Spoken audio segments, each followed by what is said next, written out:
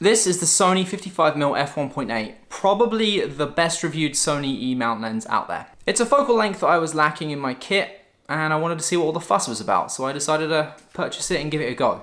And it does not disappoint. Not at all.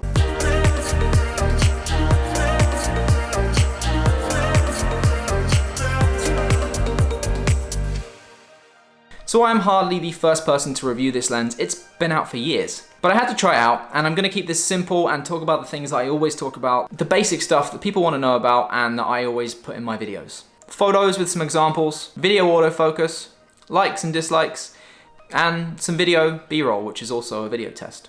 So first up, build design, quality, weight, size, all that kind of stuff. So this is a 55mm lens on a full frame sensor. It's a full frame lens, meaning it's designed to go on a full frame sensor. If you're using on an APSC, it works out to be 82, I think, something like that. 50 is a very natural focal length, and when I say natural, I mean kind of what you see is almost a 50mm. If you put this on your camera, you look up to your viewfinder and then you bring it down, you really don't see much in terms of a zoom or a wideness added. It's a very natural focal length, so 55 is very similar to that too. Every camera company, Canon, Nikon, Sony, they all have their own version of a 50mm lens. Sony does have a 50mm f1.8. It's not very well reviewed. I looked it up, I did a lot of research on it, and this trumps it in every single way. Now yes, this is about 3 times the cost. It's nowhere near the same quality that this lens is. This has an aperture of f1.8 and above. 1.8 is really good for letting light in. So a lot of light can get in through the lens here, and it's also really good for bokeh, which we obviously like. It is dust and weather sealed, meaning that you can take it out in the rain if you wanted to, or in a dust storm. Is that a thing? It is a small lens. This is the 55, this is the 85. So it's quite a bit smaller. It's actually really light too, it's not that heavy whatsoever. If you're a long time watcher of my channel, you'll know that normally I like heavier lenses. I associate weight with being a higher quality lens. This is the exception to that. Let me tell you that in absolutely no way does my normal, it's heavier so it's better, mean that this applies to this. Absolutely not the case in any way. It is made of metal, obviously, it's a Sony lens. Most Sony lenses are made of metal. They're really high quality, they're built very well. The manual focus ring is large, it's nice, it turns really smoothly, firm, which is a good thing. And it's very quiet to turn too, which is nice. It's a solid barrel of metal with some really, really good glass in it. That's the easiest way I can describe it. All right, so photo quality. Everybody always says this lens is sharp. Not like a little bit sharp, we mean really, really sharp. Sharpness shouldn't be a determining factor when it comes to picking a lens, rating a lens. Sometimes it's just personal preference. Some people like sharp lenses, some people don't. Let me just tell you to forget about that. This is probably the sharpest lens that I have ever used, and it's incredible. Seriously, the absolute sharpest lens. If you follow me on Instagram, if you don't, then down below. On Instagram a few weeks ago, I posted a real quick test. Look here. So that is a picture of my dog's eye, and you can kind of see my reflection in it. But 1 second, that is a cropped image. Let me just zoom out here to show you the absolute real size of this image so you can see exactly how sharp it got my dog's eye. Pretty good, right? Pretty good. So every review says exactly the same thing, and I'm gonna echo exactly what they say. This is an incredibly sharp lens. Absolutely beautiful lens that has sharpness unlike any other lens that I own, and I own quite a few Sony lenses. Here's some shots I took just me walking around my local downtown. By my downtown, I mean Peterborough, Ontario in Canada. Yeah, here's those shots.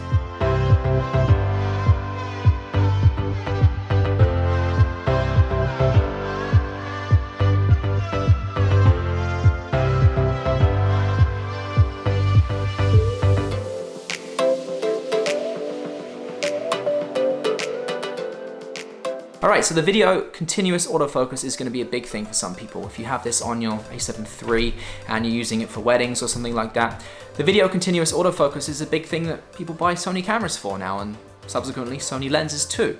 So here's some tests I did with the video autofocus, just walking to and from the camera, back and forth, around. Just general tests that you're going to use in real world situations to kind of see how it focuses. So just here, basically checking out to see how it focuses when I move around. Very real world situation, moving around the camera, see how the continuous autofocus reacts. Notice that it's actually raining as well. The rain does not interfere with it whatsoever. And now just testing out to see how quickly the autofocus responds with objects. So you can see where I move the lens around here. It actually picks up really quick. Look at that Zeiss symbol, it focuses quick. And now just checking to see how it focuses when I move away from the camera, and you can see it picks it up quite nicely. Yes, I know it's overexposed. And now just another test of me, just to see how it picks up me and my mug while I'm drinking. Nice and quick. Another little drink there, you see it stays focused nicely on the mug. Put the mug back down, picks up the focus again. Nice and quick. So it's a Sony native lens. If you own any Sony native lenses, you know that they really can't be beat when it comes to autofocus speed. You can put a Sigma lens on a Sony camera with an adapter, or a Canon lens on a Sony camera with an adapter, but it just is never really as quick as using a Sony native lens, and exactly the same thing applies to this. I wish I had more to tell you, but honestly, kind of point it where you want it to go and it does everything for you. It works quickly, gets what you need in focus, and that's really about it. Just kind of take it from me that it works very well. All right, so what don't I like?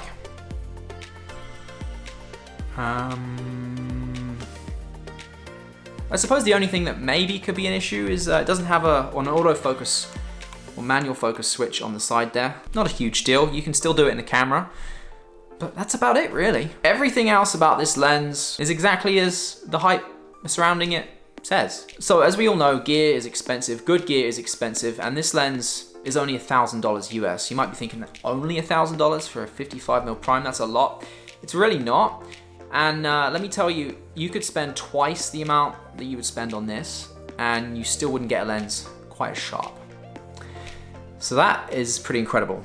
Remember as well that if you're using an A7 III or a camera that has APS-C mode and it's a full frame camera, you have the ability to go in as well. You have the ability to use APS-C mode or Super 35 mode, and this 55 is now 2 prime lenses, so it's a 55 and an 82.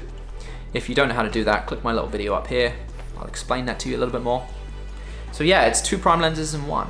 All right, so last but not least, a little B-roll segment for you. Demonstrates quick moving in and out, moving around, just doing general B-roll really. Everything is shot in auto, either f2 or f2.8, all handheld as well. Let's roll that sequence.